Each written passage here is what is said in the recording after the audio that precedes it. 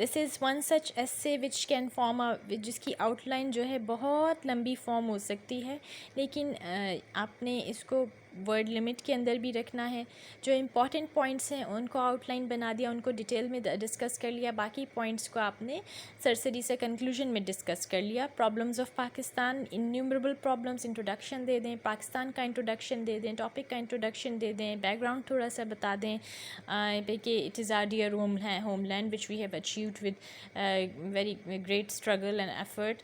It is the fruit of the effort of our forefathers. It is our duty to protect it.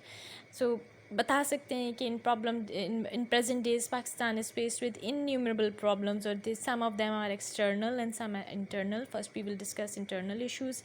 Internal issues کافی سارے ہیں، اور یہی مین body جو ہے بن گئی ہے.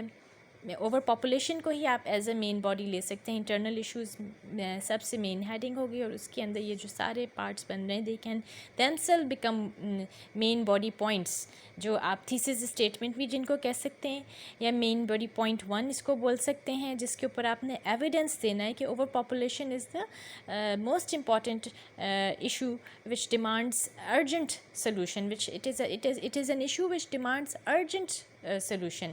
دس is the most important issue. اس کے اوپر ایک پیراگراف پورا لکھیں گے پھر آپ، اور اس کو ریلیٹ کریں گے اپنے تھیسس اسٹیٹمنٹ سے کہ کس طرح سے یہ جو ہے it is N attention demanding problem, کہ اس کی وجہ سے باقی ساری پرابلمس جو ہیں وہ یہ باقی پرابلمس کی ایکچولی روٹ کاز ہے. یہ کاز ہو جائے گا تو باقی ساری جو ہے اوور کنزمپشن بھی ظاہر ہے. اوور پاپولیشن ہے تو کنزمپشن زیادہ ہے، الٹریسی بھی ہے، ان امپلائمنٹ بھی ہے. سو بہت سی چیزیں ایکچولی ہماری اوور پاپولیشن کی وجہ سے ہیں. سو اس کو کنٹرول کریں تو باقی چیزیں بھی کافی حد تک کنٹرول میں آئیں گی.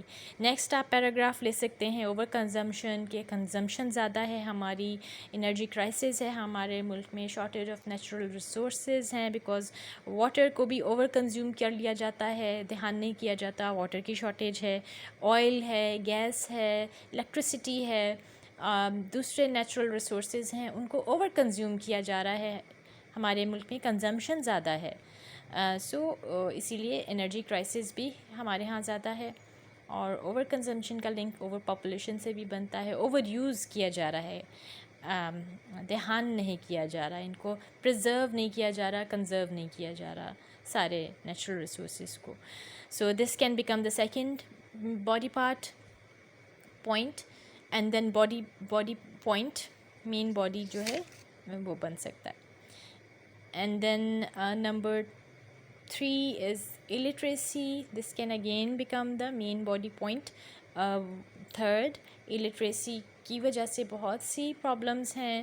جہالت ہے، جہالت کی وجہ سے آپس میں لوگوں کی اور بہت ایشوز ہو جاتے ہیں. ڈسکرمنیٹری ایٹیٹیوڈ ہے، کرولٹی ہو جاتی ہے، tyranny, cruelty, and you can say دوسرے کو کے رائٹس نہ دینا، انٹالرنس سوسائٹی میں due to illiteracy and superstitious beliefs and ایک backwardness. People are left behind globally. ان کو کمپیئر کیا جائے تو due to illiteracy they are faced with many issues and many problems. Propagandas اس میں آ جاتے ہیں، ریسزم آ جائے گا، provincial discrimination on the basis of class, provinces, on the basis of language, culture. All this is due to illiteracy as well of the people. Poverty is linked with overpopulation again. Poverty ہے، inflation ہے. Inflation and poverty are interrelated. Many people are living below you can say poverty line. They can barely make an earning to for themselves, for their subsistence. اپنے آپ کو survive کرنے کے لیے بہت مشکل سے وہ کر رہے ہیں. Mostly I have turn towards begging. Inflation again, this is another problem. اس کے اوپر ایک پورا پیراگراف لکھ کے آپ اس کو ایکسپلین کریں گے، اس کو ریلیٹ کریں گے. Topic sentence your thesis statement problems of Pakistan سے کہ how inflation is another important problem of Pakistan.